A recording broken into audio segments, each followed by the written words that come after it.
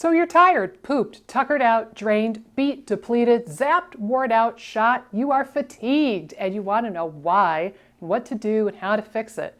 Well, good news for you. Today I'm going to be teaching you the top 4 causes of fatigue. Stay tuned. So without further ado, let's get into the list. I'm going to work backwards from the thing that everybody thinks they have, but not as many people actually do, up to the medium common ones, and then we're going to peak with the one that affects a lot of people, particularly with IBS and SIBO, that I see all the time in my practice and in FODMAP Freedom, my group coaching program. So let's start with the one that everybody thinks they have, but not as many people actually do, with a little caveat thrown in there, and that is going to be the thyroid. Hypothyroidism, underactive thyroid. And that's a very ugly thyroid gland, but you're going to have to deal with my artwork because it's my channel.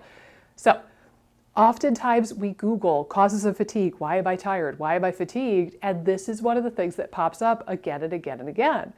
And we go to our doctor, we go to our primary care, our OBGYN, and we ask them to run thyroid testing, which they often do. But in my finding, that could be inadequate or incorrectly interpreted. And that's what I want to make mention of just briefly, is that oftentimes when you go to your doctor, they're just going to run TSH. And A, that's not going to give you the entire picture, but also it could be incorrectly interpreted because the lab reference range from like LabCorp or Quest or the hospital is ruling out overt disease. It's not necessarily reflective of perfect human function.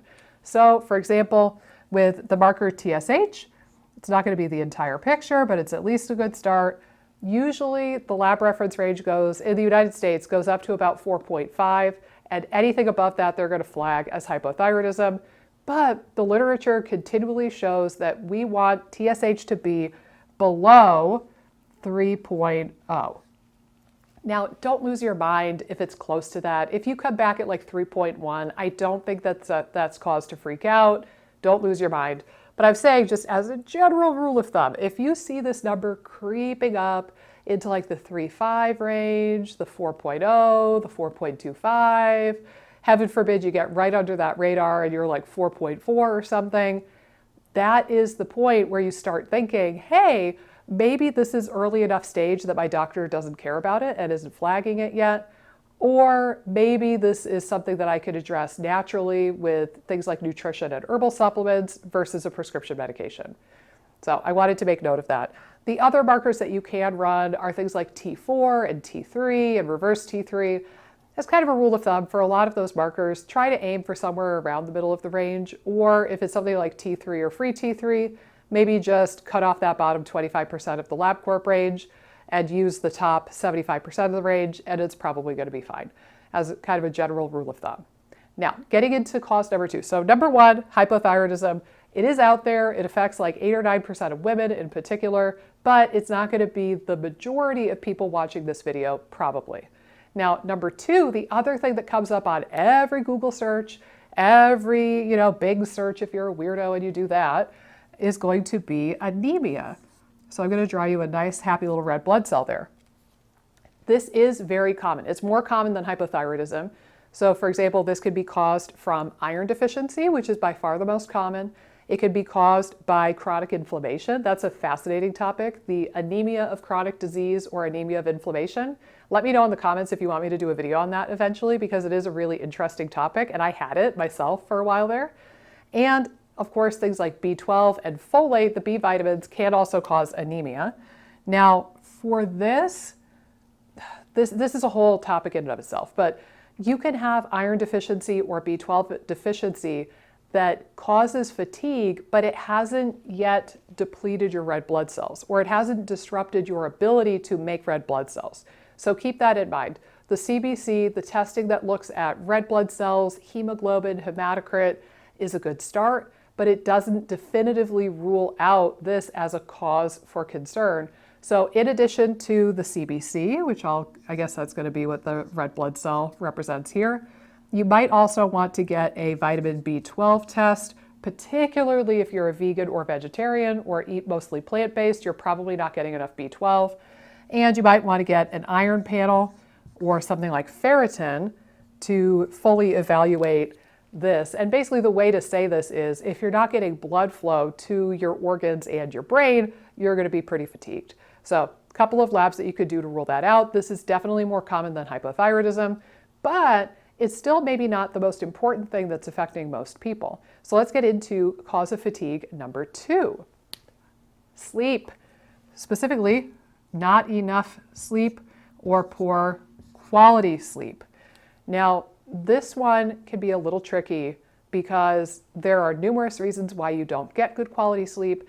Everything from, oh, you were stressed that day, to you're in a hotel in a different place than normal, to you had too much sugar at dinner.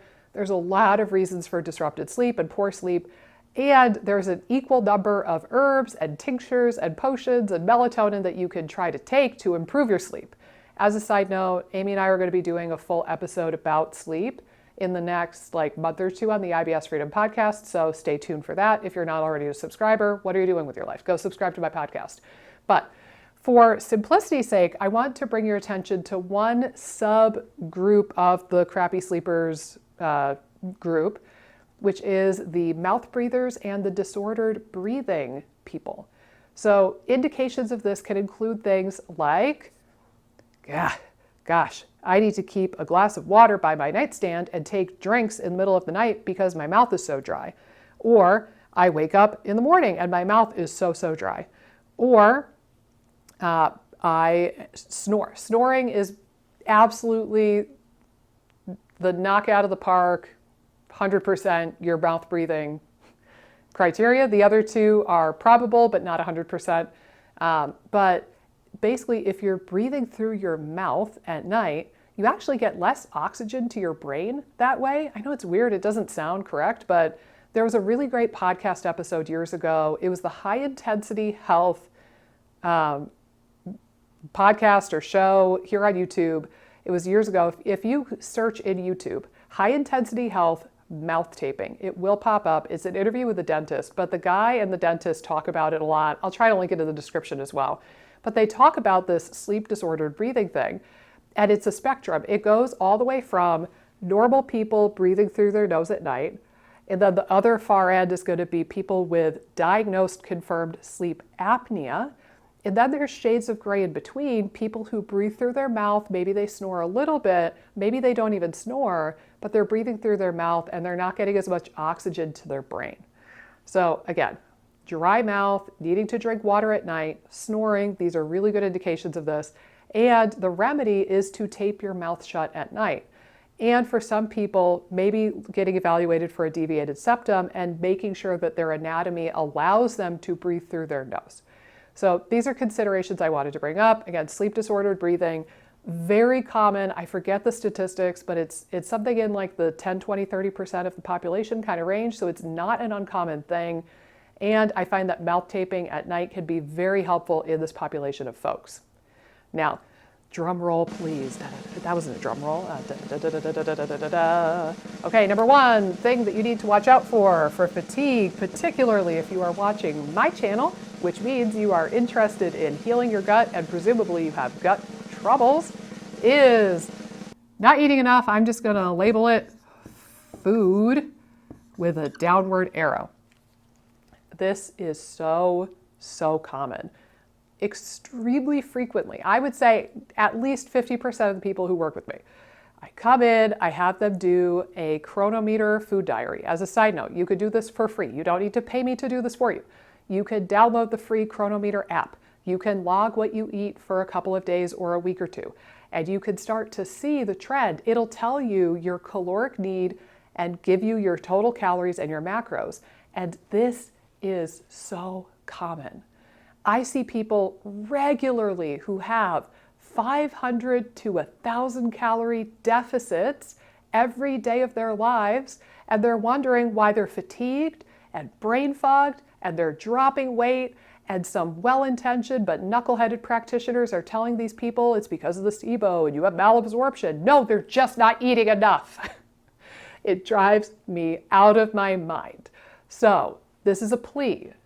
Look at your nutrition. See if you're eating enough. It sounds so basic, I know, and I know most of you are not going to do this, but please, for everything that is chocolate, track your nutrition at least for a couple days. See if you're getting enough calories, and if you're not, start to work on that. I understand that you might be watching this channel because you have a hard time tolerating food and digesting your food, and hearing this news might be frustrating because you feel like you're between a rock and a hard place. Like, great lady, I could eat more, but I'm going to be bloated out to here in the process of it. But you could start to do things like adding a bit more fat to your diet if you could tolerate it. Fat is a great high-calorie way to get more calories into your world. Also, you could do things like supplementing with Elemental Diet shakes or Kate Farms, or like a really clean shake or protein shake, just for the sake of getting you a little bit of extra nutrition and calories in order to help with the fatigue and help your body function and heal. And if this has been an issue for a long time and you're very sick and compromised, you might find that you want to do something like TPN to just get that extra nutrition for a couple of months, help your body heal, and then get you on the straight and narrow to success. I have a frog in my throat. I'm sorry. I guess this is where I'm going to wrap up the video here. Awkward throat clearing aside, I would be remiss if I did not tell you that this week is the week that FODMAP Freedom is open, baby. I wore my FODMAP shirt for you with the onion and garlic on the back and everything. I'm so pumped. This is my favorite time of year. We've got a new crop of students starting the program. I just finished re-recording the entire program, A to Z if you're in Canada, and it is fantastic. There's more memes, more GIFs, more dogs, more research. Who cares about the research, right? It's the memes and the GIFs and the dogs you care about. Anyway, it is fan-freaking-tastic, and I'm so excited to bring it to everybody this fall. If you have enjoyed the waitlist, it's actually not too late. If you're watching this video when it drops within a day or two, go ahead and join the waitlist, and that's the way that you could get the URL to register this week.